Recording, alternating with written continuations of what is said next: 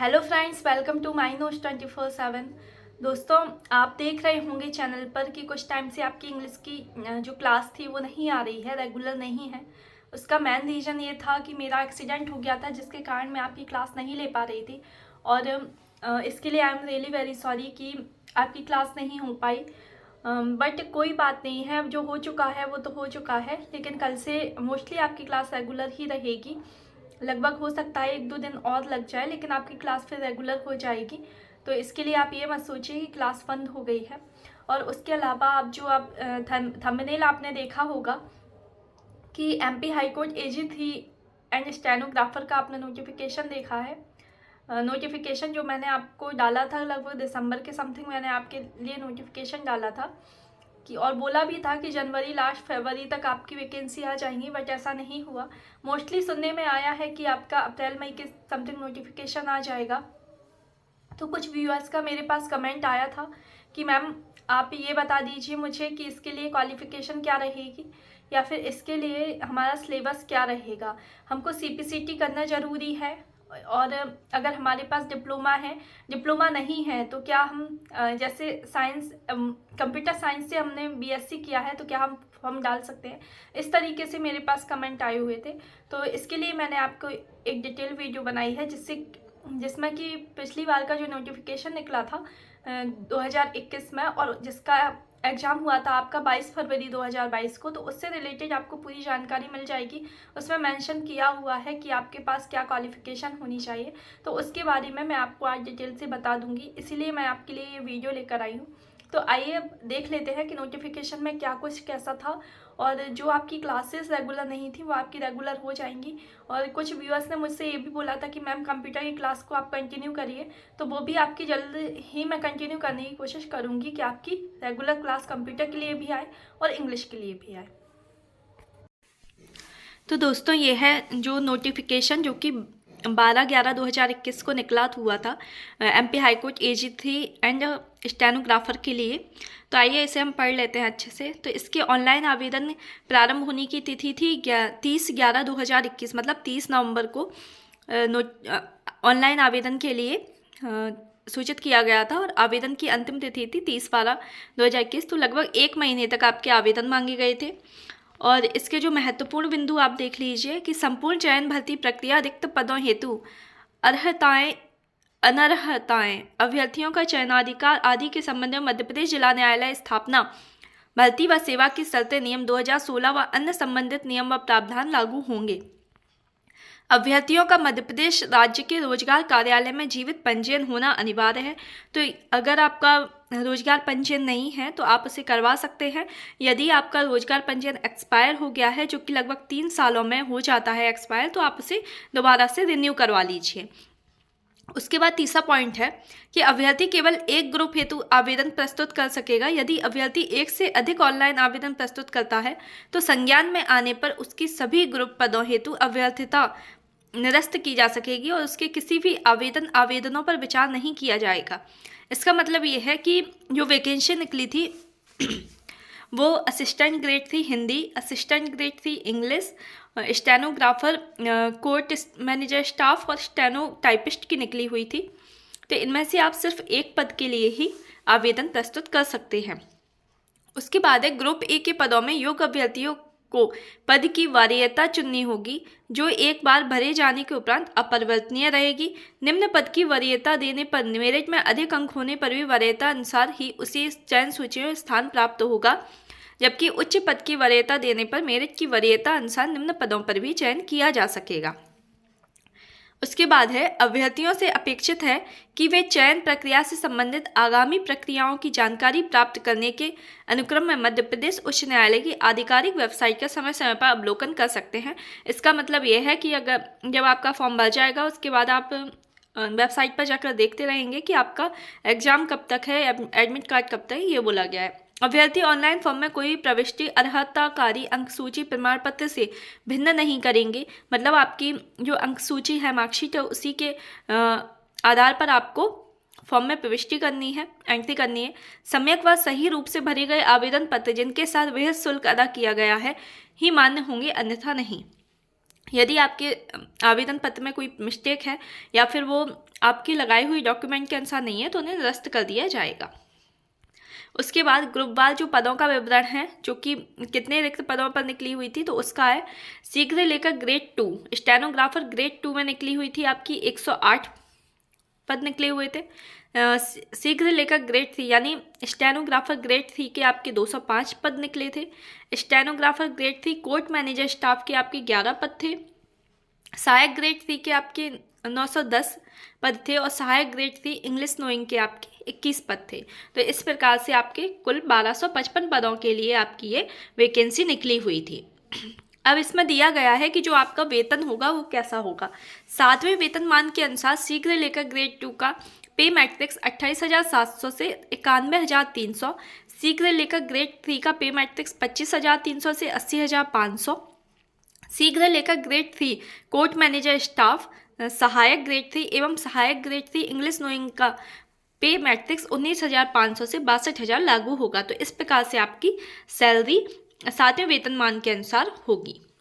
निम्न रिक्त पदों पर नियुक्ति हेतु इच्छुक व योग्य भारतीय नागरिकों से आवेदन पत्र ऑनलाइन आमंत्रित किए जाते हैं। अब यहाँ पे आप देखिए प्रत्येक प्रवर्ग के नियमित रिक्त पदों की संख्या। तो यहाँ पर आप देखेंगे तो जो स्टेनोग्राफर आपका ये शीघ्र लेकर ग्रेड 2 है, इसकी आपकी यूआर की 49 थी, ओबीसी की 15 थी। तो इस तरीके से ये सारी बताई गई थी जो कि लास्ट उसमें थी। अब किस प्रकार से कितने पद आते हैं, आशा यही है कि पिछली बार से ज़्यादा ही पद आएंगे इस बार, क्योंकि आपकी जो कोर्ट में ये एजी थी और स्टेनोग्राफर स्टेनोटाइपिस्ट की ये निकली हुई थी जो वैकेंसी, उसमें आपका काफ़ी टाइम हो चुका है। 2021 में ये वैकेंसी निकली थी और 2022 में इसके मतलब नियुक्ति इसकी 2022 में मिली हुई। 2022 में इसका तो सेकंड पेपर हुआ था क्योंकि उसमें कुछ प्रॉब्लम आ गई थी, तो उसके बाद सेकंड पेपर हुआ था आपका फर्स्ट पेपर आपका 2022 में हुआ था, सेकंड पेपर आपका 2023 में हुआ था और 2023 में ही आपकी नियुक्ति हुई थी। तो इस प्रकार से मतलब ये वैकेंसी निकाली गई थी दिसंबर 2021 में और इसकी नियुक्ति हुई थी 2023 में। 2023 में आपकी ये अगस्त में नियुक्ति हुई थी। तो आपकी लगभग 2 साल हो गए हैं इसको, तो आपको ज़्यादा ही पद आपको देखने को मिल जाएंगे। अब जो मेन चीज़ है आपकी पदों की अर्हताएं माने क्वालिफिकेशन आपकी क्या होनी चाहिए, मतलब जो आवश्यक क्वालिफिकेशन है वो क्या होनी चाहिए। तो स्टेनोग्राफर ग्रेड 2 के लिए आपकी graduation in any discipline from a recognised university, मतलब आपका किसी भी मान्यता प्राप्त यूनिवर्सिटी से आपकी ग्रेजुएशन होनी चाहिए।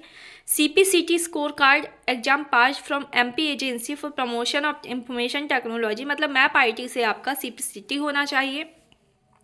हिंदी शॉर्ट हैंड एग्जाम पास होना चाहिए आपका स्टेनोग्राफर ग्रेड 2 के लिए, जिसमें आपकी 100 WPM from board institution recognised by MP government, मतलब आपकी जो स्पीड होनी चाहिए वह 100 वर्ड्स पर मिनट होनी चाहिए हिंदी शॉर्ट हैंड में। उसके बाद स्टेनोग्राफर 4 वाला है आपका 1 year diploma course passed in computer application from institution recognised by MP government, मतलब आपका MP गवर्नमेंट के किसी भी इंस्टीट्यूशन से जो मान्यता प्राप्त इंस्टीट्यूशन है वहाँ से आपका 1 वर्ष का कंप्यूटर डिप्लोमा होना चाहिए और वो पास्ड होना चाहिए। आप सोचें कि मेरा रनिंग में है तो मैं डाल दूँ, तो नहीं, आप रनिंग में नहीं डाल सकते, आपका कंप्लीट होना चाहिए। उसके बाद stenographer grade 2 and stenographer grade 3 court manager staff के लिए क्या है, तो यहाँ पर आप देखेंगे कि ग्रेजुएशन ही है, आपका ग्रेजुएशन होना ज़रूरी है। CPCT आपका होना चाहिए। एक ही अंतर है कि हिंदी शॉर्ट हैंड एग्जाम में आपकी 80 वर्ड पर मिनट स्पीड है, तो उससे भी आपका ये stenographer grade 3 and stenographer grade 3 court manager staff के लिए आप फॉर्म डाल सकते हैं। 1 ईयर आपका डिप्लोमा होना ज़रूरी है। इसके बाद असिस्टेंट ग्रेड 3 के लिए आपका ग्रेजुएशन होना चाहिए, CPCT कंप्लीट होना चाहिए और उसके बाद आपका 1 ईयर डिप्लोमा होना चाहिए कंप्यूटर एप्लीकेशन में। इसमें शॉर्ट हैंड की ज़रूरत नहीं है क्योंकि ये असिस्टेंट ग्रेड 3 के लिए, स्टेनोग्राफर के लिए नहीं।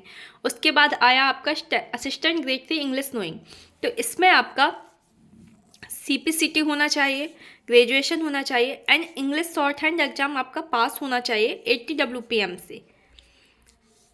तो इस और 1 ईयर आपका डिप्लोमा होना चाहिए। तो इन चीज़ों को आपको ध्यान में रखना है कि आपको क्या क्या चाहिए। आपको CPCT होना चाहिए, आपका ग्रेजुएशन होना चाहिए, और यदि आप जैसे असिस्टेंट ग्रेड 3 इंग्लिश नोइंग में डालते हैं तो आपका 80 WPM से आपका इंग्लिश शॉर्ट हैंड होना चाहिए, और उसके बाद आपका कंप्यूटर डिप्लोमा होना चाहिए। ग्रेजुएशन, CPCT और कंप्यूटर डिप्लोमा, ये आपका तीनों में नेसेसरी है, मैंडेटरी है, आपको होना ही चाहिए। उसके बाद है उपरोक्तानुसार दर्शित अर्हताएं ऑनलाइन आवेदन करने की अंतिम तिथि तक उत्तीर्ण होने के साथ साथ परीक्षा अंक प्रमाण पत्र होना आवश्यक है। मतलब वही जो मैंने आपको अभी बोला है कि आपका कंप्लीट होना चाहिए। आप सोचे कि मेरा रनिंग में है तो मैं फॉर्म डाल दूँ, तो रनिंग में आप नहीं डाल सकते हैं।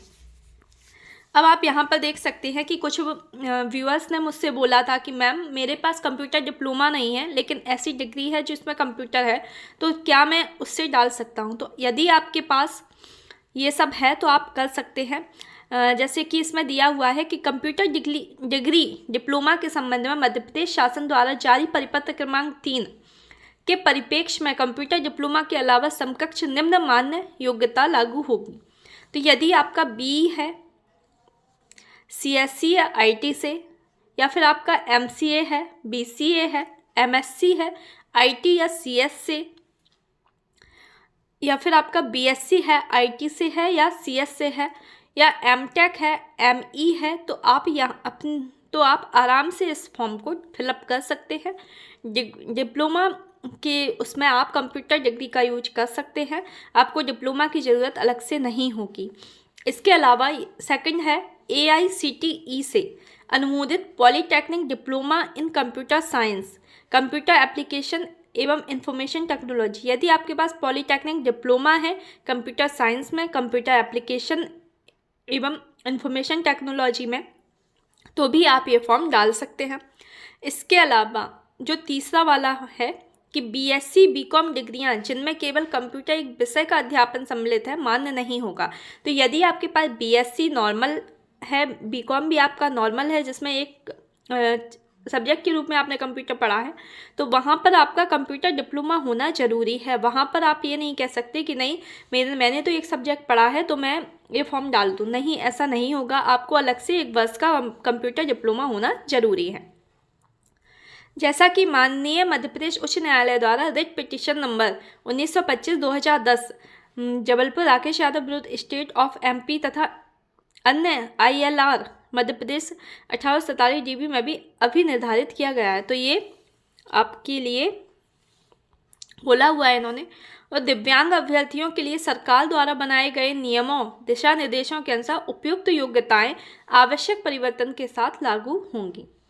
अब यहाँ पर आप देखिए कि जो आरक्षण है, आरक्षण संबंधी क्या है। आरक्षण एवं अधिकतम उम्र में छूट के प्रावधान मात्र मध्य प्रदेश के मूल निवासियों के लिए लागू होंगे।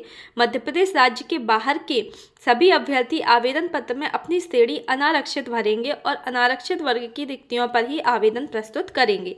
तो यदि आप MP के हैं तो आपको आपकी कास्ट के अनुसार, आपकी कैटेगरी के अनुसार आपको उसका रिजर्वेशन मिल जाएगा। लेकिन यदि आप MP के बाहर से इसका फॉर्म डाल रहे हैं तो आप अनरिजर्व कैटेगरी के अंतर्गत ही आप अपना फॉर्म फिल करेंगे।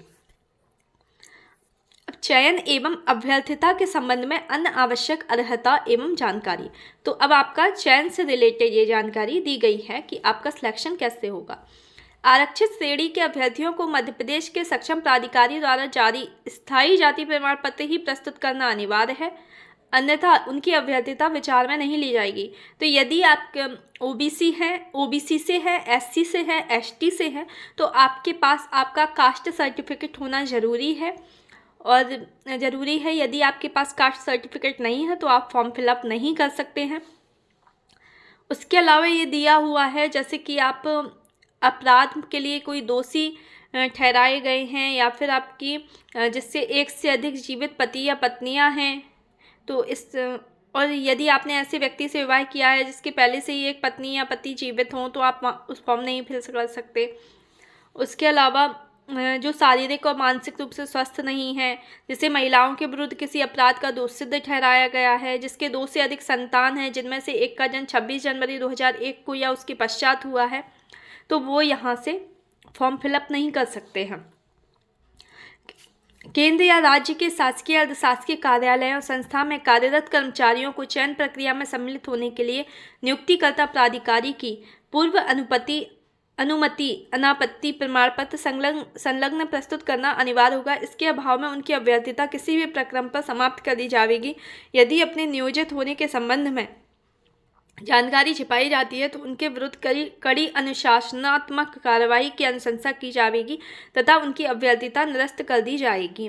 तो इसका मतलब ये है, यदि आप केंद्र या राज्य सरकार के किसी भी शासकीय या अर्धशासकीय कार्यालयों में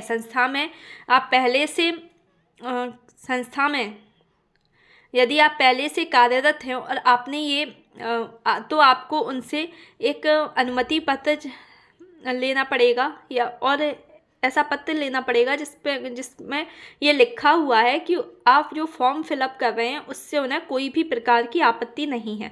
यदि ऐसा नहीं होता है, यदि आप ऐसा प्रमाण पत्र नहीं लगाते हैं और उसके बाद आप फॉर्म फिल कर देते हैं और आपके बारे में पता चलता है कि आप कोई सरकारी कर्मचारी हैं, तो आपकी अभ्यर्थता भी निरस्त कर दी जाएगी और आपके विरुद्ध कार्यवाही भी की जाएगी।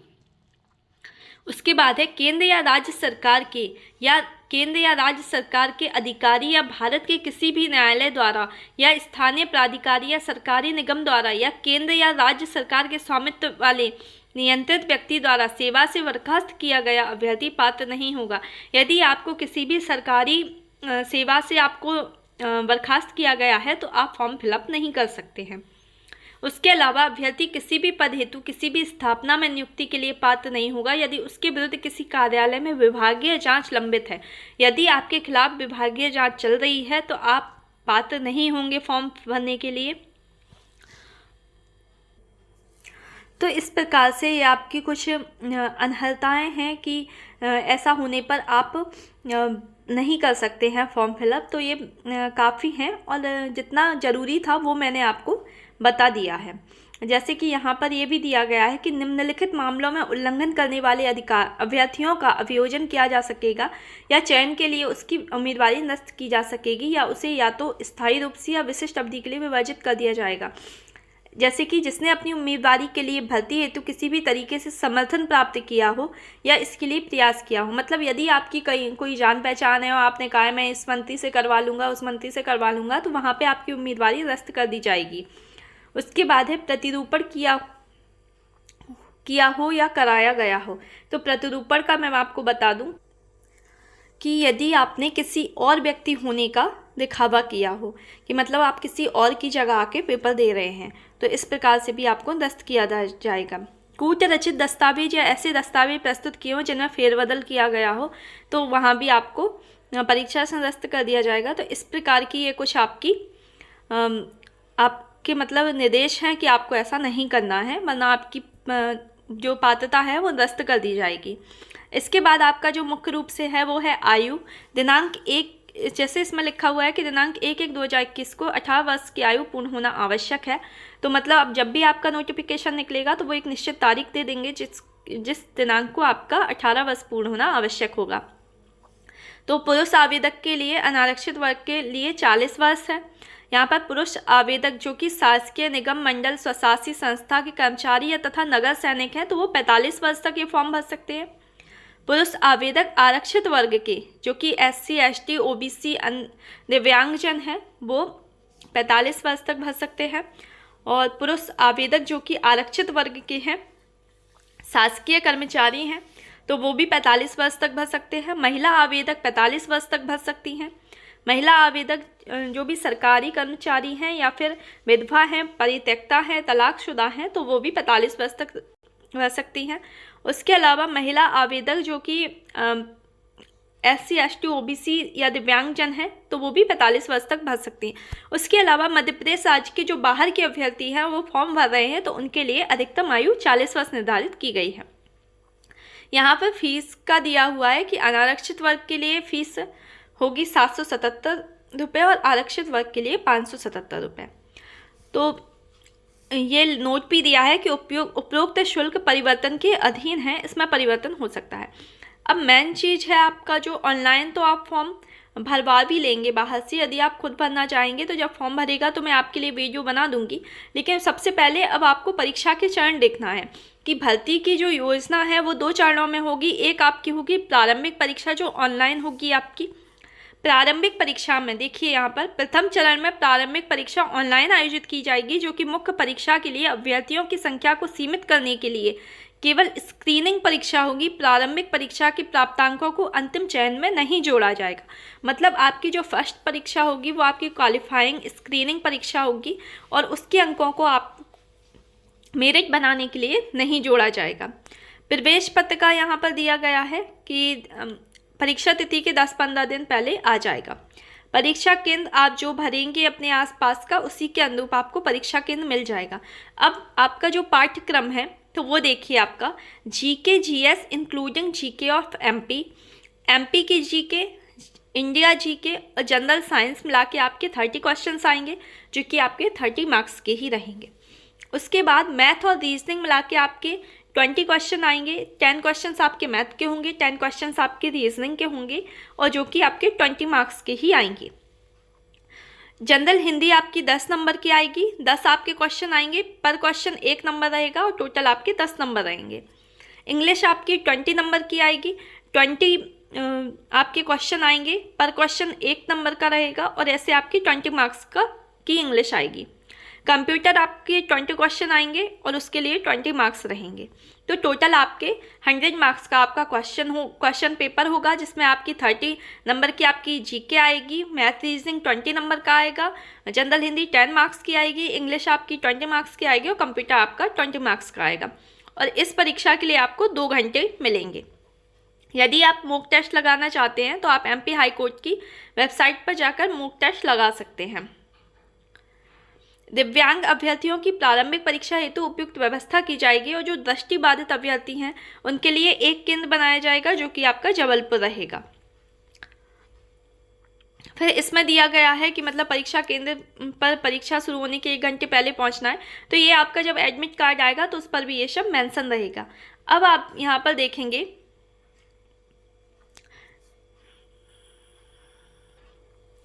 कि जो ऑनलाइन प्रारंभिक परीक्षा का परिणाम होगा तो उक्त पद की प्रारंभिक परीक्षा के बहुविकल्पीय प्रश्नों के प्रस्तावित आदर्श उत्तर जिनका परीक्षाफल तैयार किए जाने हेतु प्रयोग किया जाना आश्रित है, उसे मध्य प्रदेश उच्च न्यायालय की वेबसाइट पर परीक्षा के पश्चात इस सूचना के साथ प्रदर्शित किया जाएगा कि यदि कोई अभ्यर्थी प्रस्तावित बहुविकल्पीय प्रश्नों के आदर्श उत्तरों के संबंध में आपत्ति देना चाहता है तो वह आवश्यक रूप से उक्त सूचना प्रकाशन के 7 दिनों के भीतर रजिस्ट्रार प्रशासनिक भवन मध्य प्रदेश उच्च न्यायालय जबलपुर के पदनाम से संबोधित लिखित एवं हस्ताक्षरित पत्र के माध्यम से अपने नाम, आवेदन क्रमांक आदि के विवरण एवं स्रोत दस्तावेज इत्यादि जिस पर आधारित होकर अभ्यर्थी ने आपत्ति प्रस्तुत की है कि स्वहस्ताक्षरित व सत्यापित फोटो प्रतिलिपि सहित डाक के माध्यम से या उच्च न्यायालय जबलपुर के आवक सेक्शन में जमा कर प्रस्तुत करेगा।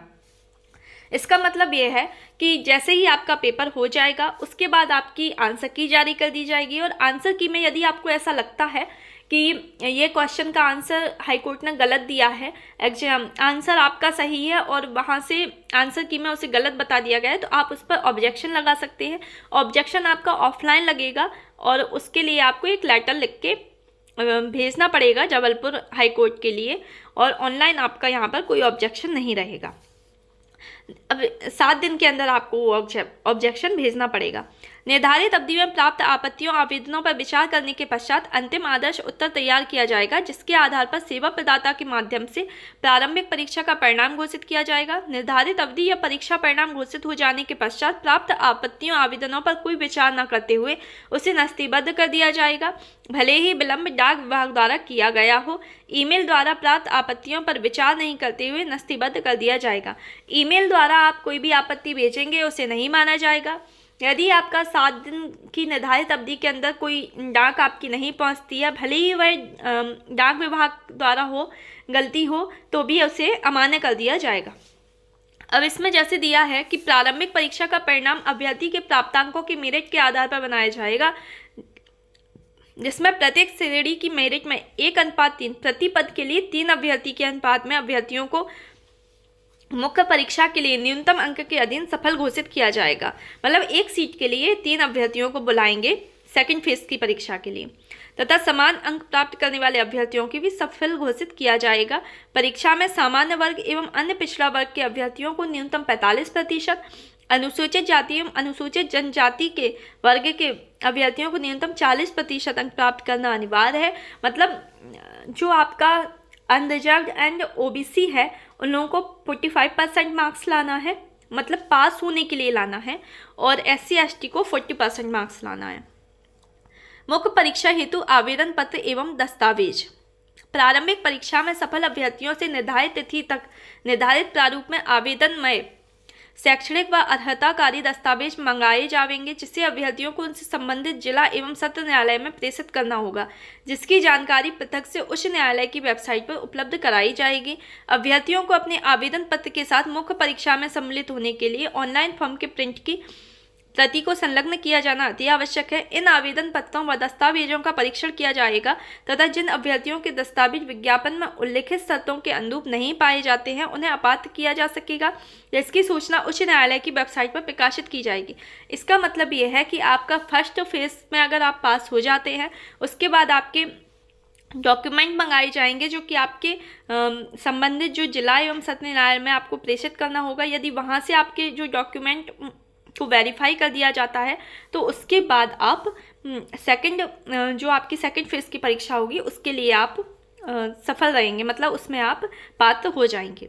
उसके बाद यहाँ पर लिखा हुआ है कि आवेदन पत्र समस्त दस्तावेजों की स्वप्रमाणित छाया प्रतियों एवं 2 कलर फोटोग्राफ जो ऑनलाइन फॉर्म में लगाए गए थे के साथ एक लिफाफे में रखकर भेजे जाएंगे।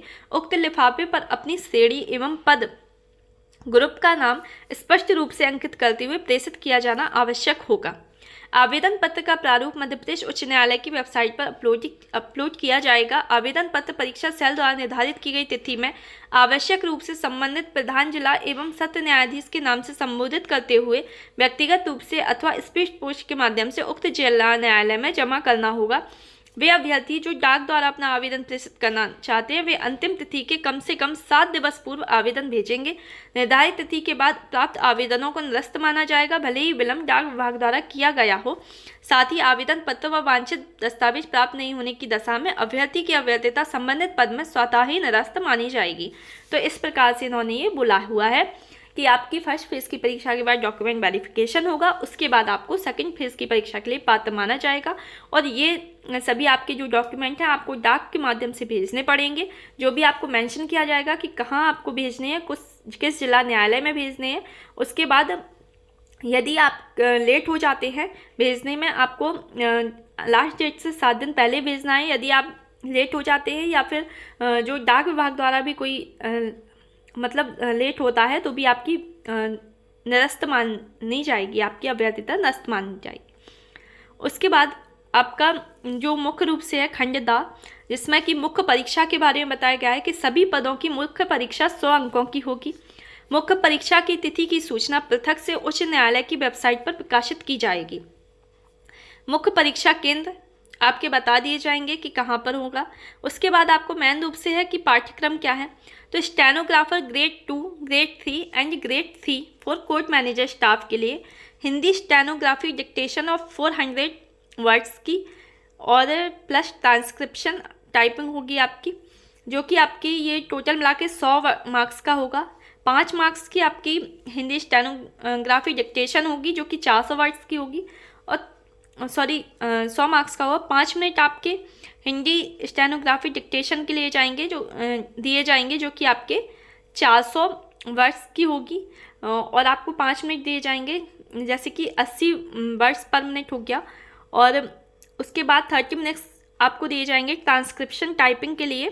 तो ऐसे आपका 35 मिनट का ये टाइम रहेगा। असिस्टेंट ग्रेड 3 के लिए हिंदी टाइपिंग के लिए आपको 30 मार्क्स दिए जाएंगे। उसके बाद डायरेक्ट डिक्टेशन टाइपिंग होगी जो आपकी 400 वर्ड्स की, उसके लिए आपको 70 मार्क्स दिए जाएंगे, और दोनों के लिए आपको 10-10 मिनट दिए जाएंगे। तो टोटल आपका 20 मिनट का ये एग्ज़ाम होगा।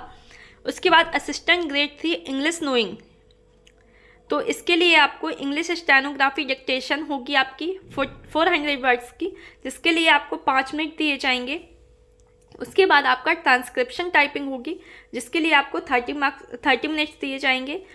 सॉरी, यहाँ पर मैंने मार्क्स बोल दिया, टोटल 100 मार्क्स की होगी।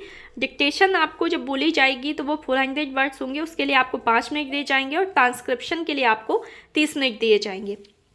यहाँ पर लिखा भी है अच्छे से, मुख्य परीक्षा कंप्यूटर पर आयोजित की जाएगी। इसके लिए प्रत्येक अभ्यर्थी को पृथक से कंप्यूटर कीबोर्ड सहित प्रदान किया जाएगा। अभ्यर्थी को अपना कंप्यूटर कीबोर्ड लाने की अनुमति नहीं होगी। मेन चीज़ आपको जो हिंदी फ़ॉन्ट चाहिए वो आपका हिंदी टाइपिंग रेमिंगटन गेल में ही करना है। अब यहाँ पर आपको ज़्यादा अच्छे से समझ में आ जाएगा कि शीघ्र लेकर grade 2, grade 3 court manager staff की मुख्य परीक्षा में अभ्यर्थियों को 5 मिनट में लगभग 400 शब्दों का हिंदी डिक्टेशन दिया जाएगा। मतलब वो हिंदी डिक्टेशन देंगे आपको, जो कि आपको 5 मिनट में लिखना है। उसके बाद आपको उसका अनुलेखन यानी ट्रांसक्रिप्शन करना है, जो कि आपको 30 मिनट का समय दिया जाएगा उसे करने के लिए। डिक्टेशन के अनुलेखन को आपको कंप्यूटर में टाइप करना है। मूल डिक्टेशन के दौरान व पश्चात अभ्यर्थी को आपत्ति करने का अधिकार नहीं होगा। मुख्य परीक्षा में डिक्टेशन नोट करने हेतु नोटबुक पृथक से प्रदान की जाएगी, मतलब आपको नोटबुक दी जाएगी।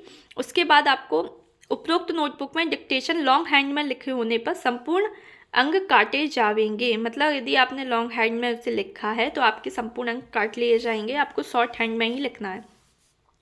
सहायक ग्रेड 3 की मुख्य परीक्षा में अभ्यर्थियों को 10 मिनट में लगभग 350 शब्दों का हिंदी टाइपिंग मैटर टाइप करना होगा। मतलब 350 शब्द टाइप करने हैं, तो आपकी हिंदी की जो टाइपिंग स्पीड होना चाहिए वो आपकी 35 वर्ड्स पर मिनट तो होनी ही चाहिए। तत्पश्चात अभ्यर्थियों को हिंदी डायरेक्ट डिक्टेशन दिया जाएगा, मतलब आपको सुनाई जाएगी डिक्टेशन और सुनकर आपको लिखना है। वो आपको 400 शब्दों का होगा, जिससे अभ्यर्थियों को सुनकर कंप्यूटर में सीधे टाइप करना है। इसमें लिखा नहीं है, पर इसके लिए भी आपको सिर्फ 10 मिनट ही दिए जाएंगे। उसके बाद है सहायक ग्रेड 3 इंग्लिश नोइंग की मुख्य परीक्षा में अभ्यर्थियों को 5 मिनट में लगभग 400 शब्दों का अंग्रेजी डिक्टेशन दिया जाएगा। मतलब वो बोलेंगे और आपको लिखना है, जिसके अनुलेखन एवं कंप्यूटर में टाइपिंग हेतु आपको 30 मिनट का समय दिया जाएगा। दिव्यांग अभ्यर्थियों की मुख्य परीक्षा हेतु नियमानुसार उपयुक्त व्यवस्था की जाएगी। दृष्टिबाधित अभ्यर्थियों के लिए केवल एक केंद्र यथासंभव बनाया जा सकेगा एवं उनकी मुख्य परीक्षा हेतु नियमानुसार व्यवस्था की जाएगी। तो इस तरीके से इन्होंने ये सेकंड फेज की जो परीक्षा होगी, आपकी मुख्य परीक्षा होगी, उसके बारे में बताया गया है। अभ्यर्थी इस तथ्य का विशेष ध्यान दें कि उक्त किसी भी पद की मुख्य परीक्षा में हिंदी अंग्रेजी डिक्टेशन व हिंदी डायरेक्ट डिक्टेशन दौरान शोर मचाने वाले अथवा अनुलेखन टाइपिंग में किसी भी प्रकार का व्यवधान उत्पन्न करने वाले अथवा अनावश्यक वाद विवाद करने वाले अभ्यर्थियों को परीक्षा कक्ष से बाहर कर दिया जाएगा तथा उनकी अभ्यर्थिता निरस्त कर दी जाएगी। साथ ही भविष्य में आयोजित होने वाली परीक्षाओं में सम्मिलित होने से प्रतिबंधित किया जा सकेगा।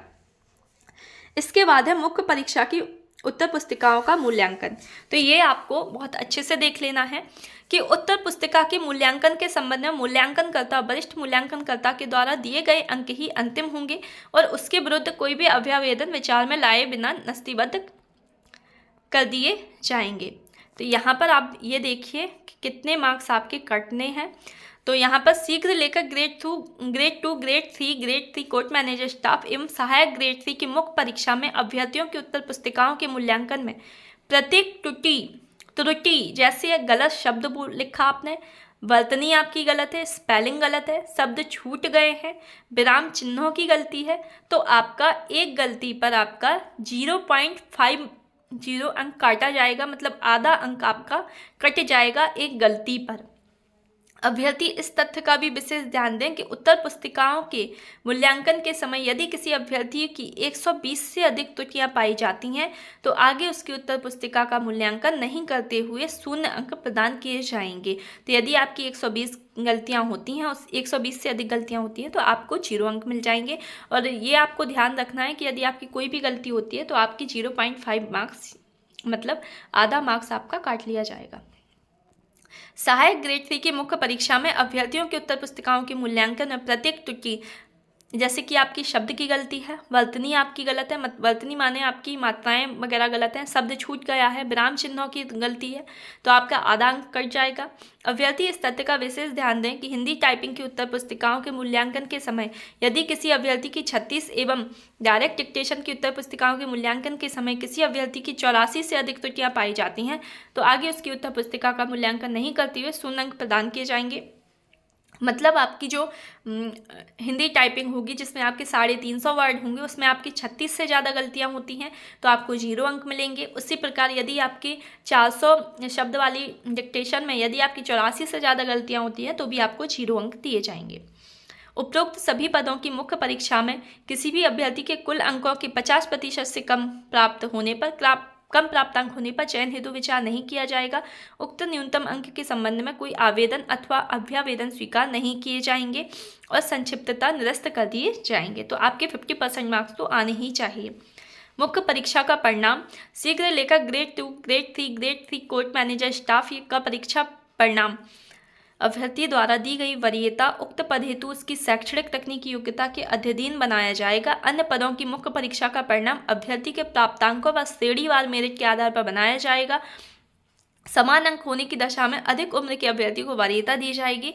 अंतिम चयन सूची उच्च न्यायालय की वेबसाइट पर प्रकाशित की जाएगी। तो इस प्रकार से आपका रिजल्ट आ जाएगा। और जो आपकी जो है वेटिंग लिस्ट के बारे में, तो प्रत्येक पद की प्रतीक्षा सूची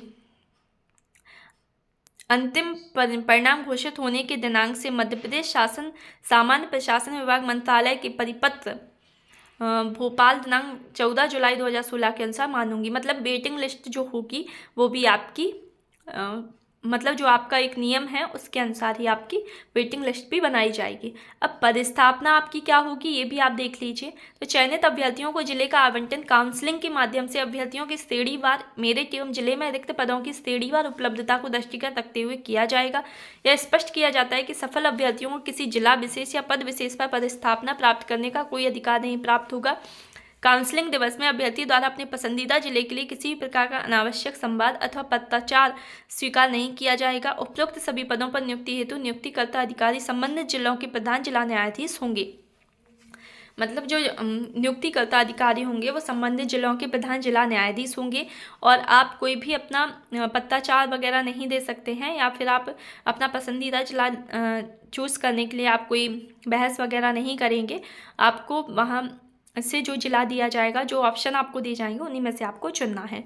और इस तरीके से यहाँ पर ये पूरी जानकारी थी। और ये आपकी यात्रा व्यय का भुगतान है। तो यहाँ पर परीक्षाओं हेतु आरक्षित श्रेणी के अभ्यर्थियों से कोई परीक्षा शुल्क ना लेते हुए केवल सेवा प्रदाता का शुल्क लिया जा रहा है। इस कारण परीक्षा में उपस्थित होने वाले किसी भी अभ्यर्थी को किसी भी प्रकार का यात्रा भत्ता नहीं देना होगा, यात्रा भत्ता दे नहीं होगा। तो इसका मतलब ये है कि आपसे किसी भी प्रकार का आवेदन शुल्क नहीं लिया जा रहा है। किनसे? जो आरक्षित श्रेणी के अभ्यर्थी हैं उनसे। तो उन्हें किसी भी प्रकार का यात्रा भत्ता भी नहीं दिया जाएगा। तो इस तरीके से यहाँ पर आपके सारी नियम आपको बता दिए गए हैं। किस प्रकार क्या क्या आपकी क्वालिफिकेशन होंगी, आपकी आयु कितनी होनी चाहिए, आपके पास कौन कौन से डॉक्यूमेंट होने चाहिए और आपकी टाइपिंग स्पीड आपको कितनी होनी चाहिए। इन सब के बारे में मैंने आपको डिटेल में इसकी जानकारी दे दी है। क्योंकि आपकी जो फर्स्ट आपका जो फेस होता है जिसमें आपके हिंदी, इंग्लिश, मैथ, रीजनिंग ये वाले सारे आते हैं, जो भी जीके आती है, हिंदी, इंग्लिश आती है, मैथ, रीजनिंग, कंप्यूटर ये सब आते हैं, वो तो आप पढ़ते ही आ रहे हो। तो उसे निकालना आपके लिए इतना टफ नहीं होगा जितना आपके लिए टाइपिंग टफ हो जाएगी। तो आप टाइपिंग की तैयारी अभी से करें जिससे कि आपको ये पेपर निकालने में बहुत आसानी हो जाए। तो यदि आपको वीडियो अच्छी लगी है तो वीडियो को लाइक करिए, चैनल को सब्सक्राइब करिए, जिससे कि आगे आने वाली किसी भी वीडियो का नोटिफिकेशन आपको सबसे पहले मिलेगा और आपको इस वैकेंसी से रिलेटेड सारी जानकारी इस चैनल के माध्यम से प्राप्त हो जाएगी। मिलते हैं नेक्स्ट वीडियो में। ध्यान रखिए। Bye bye, take care.